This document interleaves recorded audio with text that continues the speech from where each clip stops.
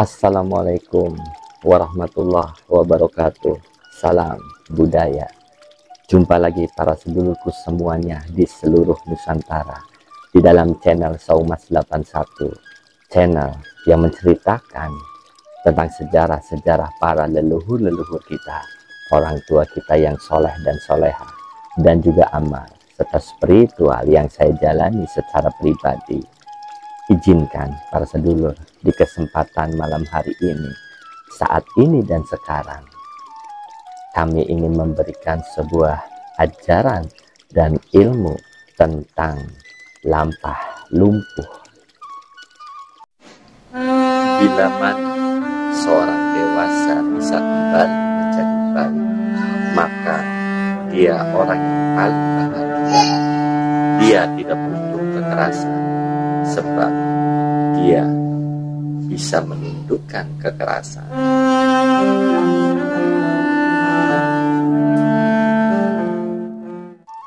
Apa kabar para sedulur? Mugi-mugi para sedulur dimanapun berada selalu diberikan kesehatan, waliyajati, kelawan rahmat lan hidayah saking kesanipun Gusti Allah Subhanallah wa ta'ala. Amin amin ya robbal alamin.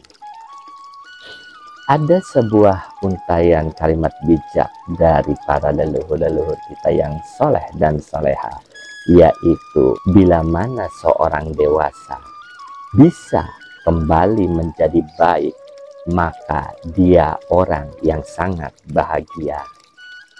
Dia tidak butuh yang namanya kekerasan, karena dia dapat menundukkan kekerasan.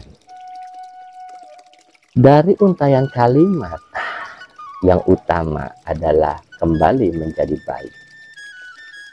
Jika dipikir-pikir, memang mustahil, karena biasanya untuk kembali menjadi baik itu sangatlah sulit.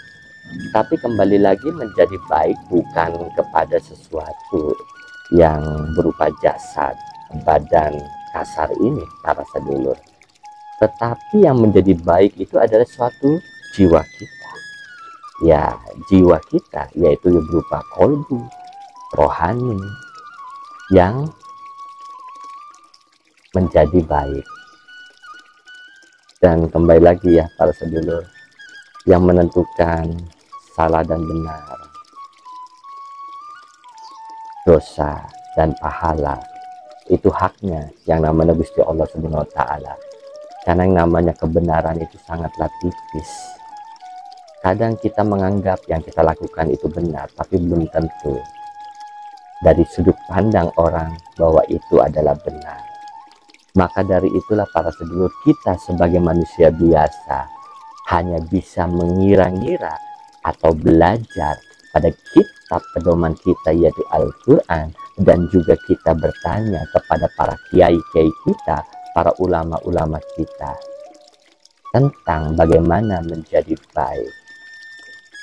Dan kita sebagai manusia biasa berhak untuk kembali menjadi suci.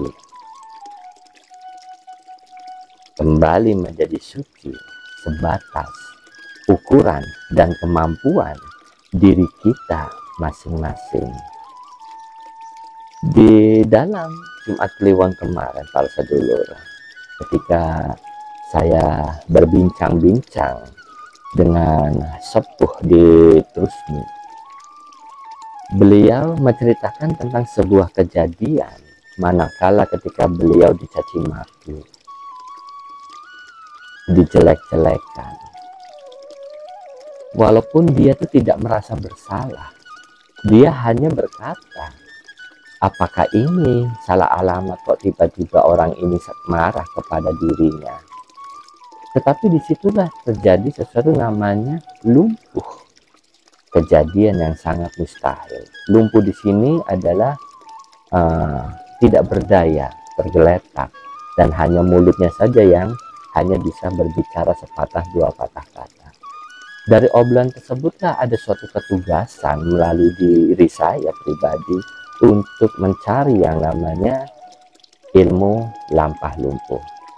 Ketika saya mencari ilmu lampah lumpuh itu, menurut sejarah bahwa Ilmu ini sudah ada dan diciptakan oleh Kamandanu para sedulur. Cuman di era zamannya Kamandanu itu melakukan puasa 40 hari 40 malam. Ketika Islam itu masuk, diubah sesuai dengan tuntunan Islam oleh para wali-wali kita, orang tua kita yang soleh dan soleha, terutama Sunan Kalijogo. Dibuatlah menjadi cukup berpuasa 7 hari saja dengan syarat tidak memakan yang namanya daging atau bernyawa para sedulur. Inti dari ilmu ini sendiri adalah tidak melukai lawan, tetapi membuatnya menjadi bayi. Bayi di sini adalah kembali menjadi fitrah suci. Suci di sini adalah dia sadar akan kesalahannya. Kita tidak melukainya dan tidak menyentuhnya. Kita hanya cukup dengan diam. Tapi terjadilah suatu kelumpuhan terhadap dirinya, sehebat apapun energi yang dia berikan kepada diri kita. Sehebat itu pula yang terjadi yang namanya kelumpuhan, tidak berdaya, tergeletak terhadap dirinya sendiri. Itu yang dimaksud dengan ilmu lampah lumpuh. Lalu bagaimana cara mengobatinya para sedulur? Cara mengobatinya, minta maaf kepada diri kita dan juga bertobat kepada Gusti Allah Subhanahu wa Ta'ala atas kelakuannya. Insya Allah setelah itu dia akan kembali menjadi segar bugar, tidak luka sedikit pun, baik luka luar maupun luka dalam. Seperti itu para sedulur. Untuk lebih jelasnya tentang bagaimana tata cara, syarat atau tirakatnya ilmu lampah lumpuh ini, mangga kita saksikan bersama-sama melalui video yang sudah saya siapkan. Bismillahirrahmanirrahim. Tata cara dan syarat mengamalkan ilmu lampah lumpuh. Yang pertama, puasa bila ruhid, yaitu puasa tanpa memakan daging selama 7 hari. Dimulai Senin, niat puasanya lillahi ta'ala saja.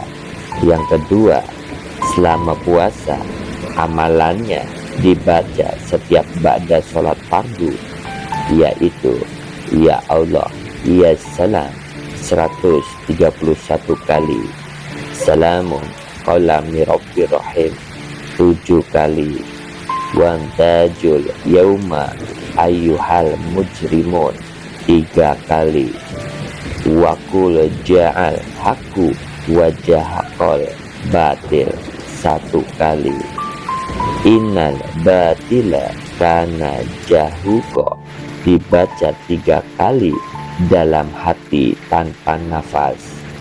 Inna atoina kal kautsar fasolili robbika wanhar inna syani akahual abtar dibaca 25 kali. Artinya jika dirangkai, wahai Allah yang maha penyelamat, salam sejahtera dari Tuhanmu yang maha pemurah. Dan dikatakan kepada orang-orang kafir, berpisahlah kamu dari orang-orang mukmin pada hari ini, hai orang-orang yang berbuat jahat, dan katakanlah yang benar telah datang dan yang batil telah lenyap. Sesungguhnya yang batil itu adalah sesuatu yang pasti lenyap.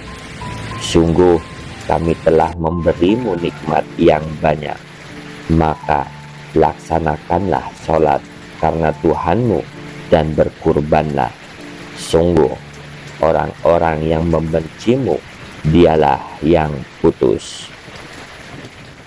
Alhamdulillah sudah kita saksikan tadi para sedulur, cukup dengan berpuasa 7 hari tanpa memakan daging atau yang sesuatu yang bernyawa, dan diniatkan lillahi ta'ala seperti yang sudah diuraikan di video tadi. Syarat utama dalam ajian lampah lumpuh yaitu kondisi hati dan pikiran harus bersih Jangan ada rasa benci dan dendam. Maafkan semua orang yang telah menzalimi kita. Serahkan semuanya kepada Gusti Allah Subhanahu wa taala. Asik kalau kayak begini ya para sedulur ya. Khasiat atau kekuatan ajian lampah lumpuh tidak akan bekerja manakala si pengamal belum ikhlas hatinya. Ciri belum ikhlas adalah masih belum dapat melepaskan emosi, yaitu rasa dendam dan sesuatu yang berbau kebencian. Di samping itu para sedulur, ibadah-ibadah yang kita lakukan, terutama sholat 5 waktu itu harus rajin, dan terutama menjauhi yang namanya maksiat. Rajin ibadahnya harus didasari ridhonya Gusti Allah Subhanahu wa taala, bukan karena keilmuan yang sedang kita jalani. Itu saja para sedulur di pertemuan kali ini. Mugi-mugi bermanfaat untuk diri saya pribadi yang bodoh ini, dan juga kepada sedulur-sedulur di seluruh Nusantara. Kula mohon ampura jika ada salah muna lan muni kula dalam penyampaian di malam ini. Kula pamit para sedulur. Assalamualaikum warahmatullahi wabarakatuh. Salam budaya.